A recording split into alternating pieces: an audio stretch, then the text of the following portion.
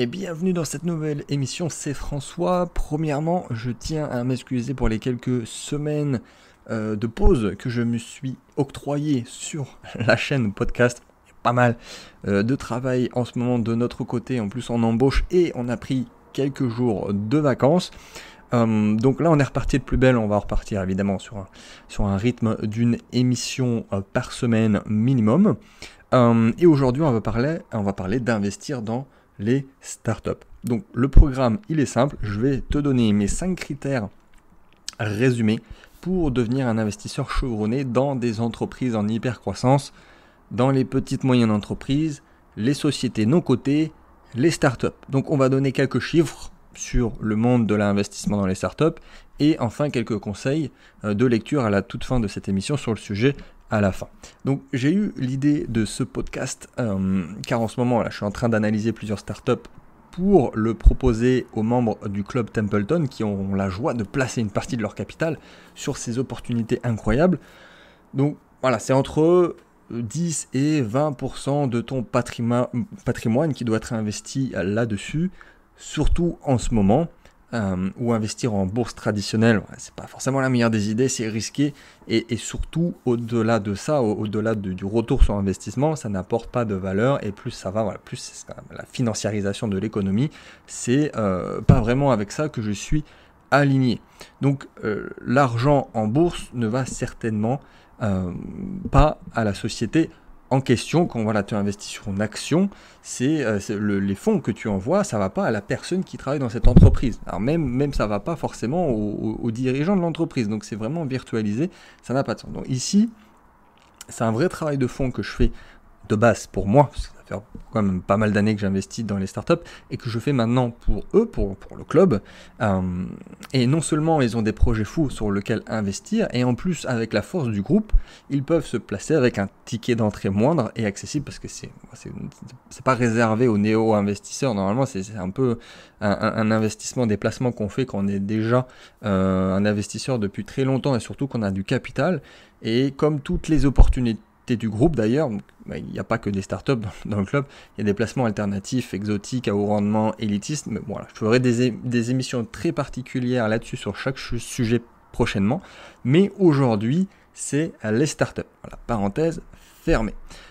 Et avant de commencer, je t'invite à écouter mes émissions podcast 91 et 98, si je dis pas de bêtises, qui complètent à merveille l'émission du jour, juste après, si c'est pas le cas, et je te mets les liens de ces émissions dans la description. Donc l'émission 91, numéro 91, c'était en août 2019, donc ça fait un an. C'était 4 conseils business tirés de mes aventures startup. Donc cette émission était plus axée business, avec des conseils si tu es porteur de projet. Alors même si tu es investisseur, si tu es juste investisseur, c'est intéressant d'avoir en tête ces 4 conseils, mais aujourd'hui en tout cas on va se focaliser sur le côté investisseur.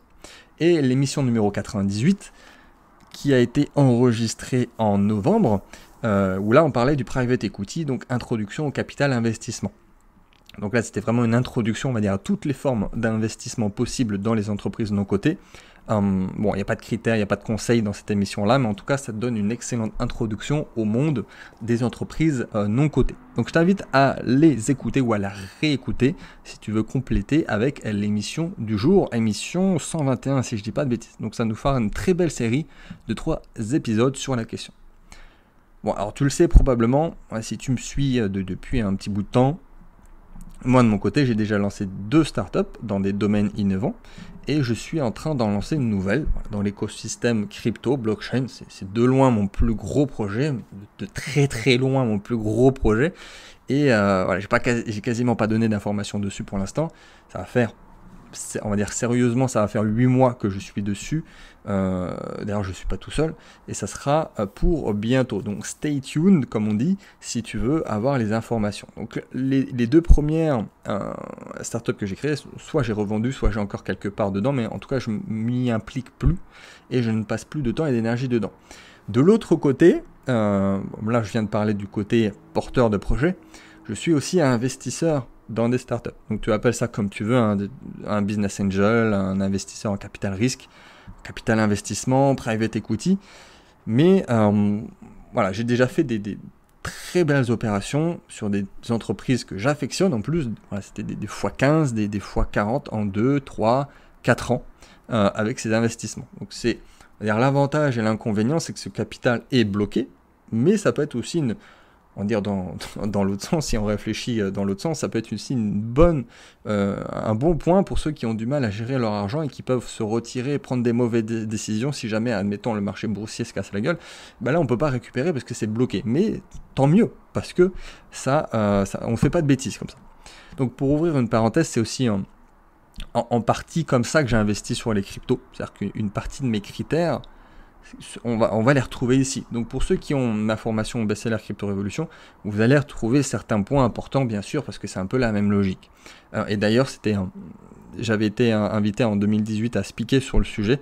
C'était au Crédit Agricole, au Village Baïséa, pour ceux qui connaissent, à Montpellier. Et j'avais mis mon approche analytique en avant et que je l'avais partagé ensuite dans une de mes formations. Donc on y va, c'est parti. Là, ça fait déjà 5 minutes qu'on parle. C'était une introduction indispensable. Premier critère, c'est le facteur humain. Donc je l'ai mis en 1 parce que pour le coup c'est vraiment le plus important. Donc, premier critère.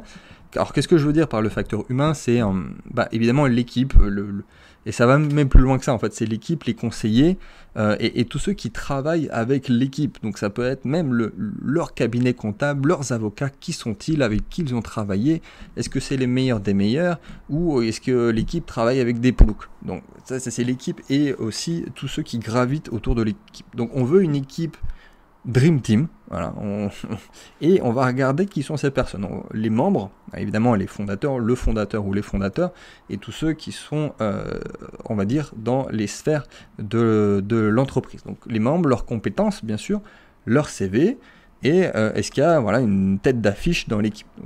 J'irai même encore plus loin sur ce point. Alors ça, c'est vraiment un paramètre vraiment perso sur le facteur humain. Je regarde aussi si le ou les fondateurs ont besoin d'argent à titre personnel pour vivre. Alors ça peut paraître bête, mais vraiment, écoute bien, c'est-à-dire qu'il y a 95% du temps, il y a des gens super qui lancent des projets super. Et au bout de 6 mois, déjà, ça commence à être compliqué pour eux parce que ils travaillent 12 heures par jour, c'est le principe d'une start-up sur leur projet. Et évidemment, c'est beaucoup trop tôt pour une start-up pour avoir des retours, à commencer par les retours financiers. Et pour les fondateurs, quand ça dure 1 an, 2 ans, 3 ans, des fois sans rien, même en mangeant des pâtes tous les jours, ça va pas au bout. Donc regardez bien d'où viennent les fondateurs, ce qu'ils ont déjà fait, ce qu'ils ont fait en parallèle, et pour voir si l'idéal c'est vraiment quelqu'un qui est indépendant, qui est libre financièrement, qui n'a pas du tout besoin d'argent et qui lance vraiment ce projet, qu'on sait il ne va pas toucher 1 euro pendant des années, il n'a pas besoin de ça. Donc pour résumer, des fondateurs crédibles, une équipe et ce qui gravite autour de l'équipe au top, et évidemment qui inspire confiance dans tous les cas. Deuxième critère, j'appelle ça la disruption.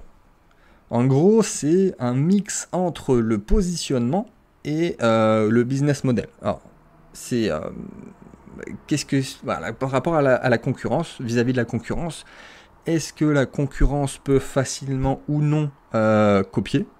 Est-ce que le projet propose quelque chose de vraiment différent, de vraiment innovant? Alors quand je dis innovant, c'est pas forcément avoir l'idée du siècle, pour ceux qui veulent lancer des projets. D'ailleurs, la plupart du temps, c'est pas ça.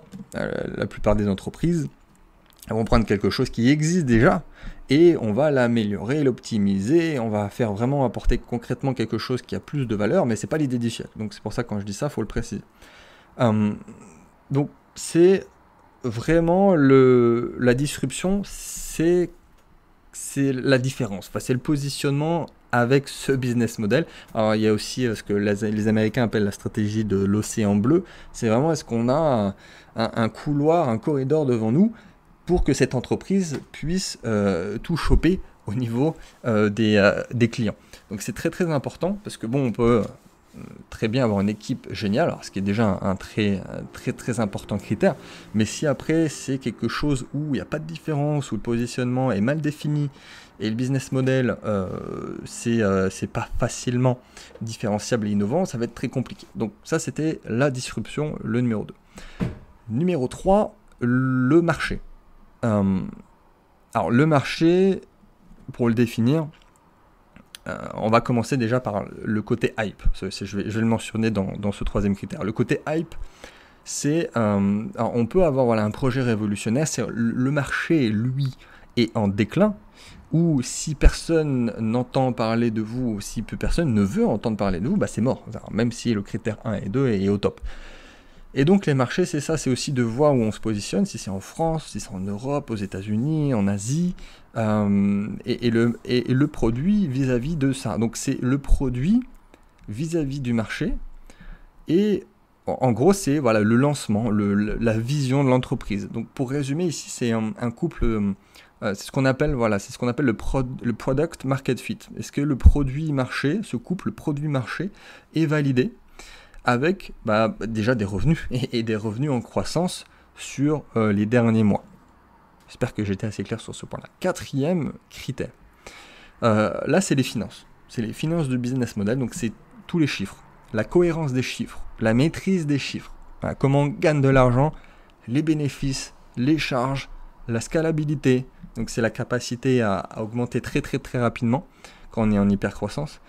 Et donc ça, c'est vraiment des paramètres quantitatifs. Donc, les premiers que j'ai donnés, les critères, c'était des paramètres qualitatifs, où on peut pas, c'est pas une science exacte, mais ici, ça l'est. C'est-à-dire que c'est du quantitatif, c'est des chiffres, on peut regarder, on sait quelles sont les entreprises normalement qui fonctionnent. Ça, pour le coup, même avec un petit peu d'intelligence artificielle et de machine learning, on peut même complètement déléguer ce critère 4 et avoir une analyse pertinente au niveau des chiffres. Donc, c'est les principaux ratios et niveaux de marge validés par exemple. C'est vraiment de maîtriser ces chiffres. Si, admettons, les fondateurs pitch devant les investisseurs qui ne maîtrisent pas leurs chiffres, c'est mort. C'est absolument horrible.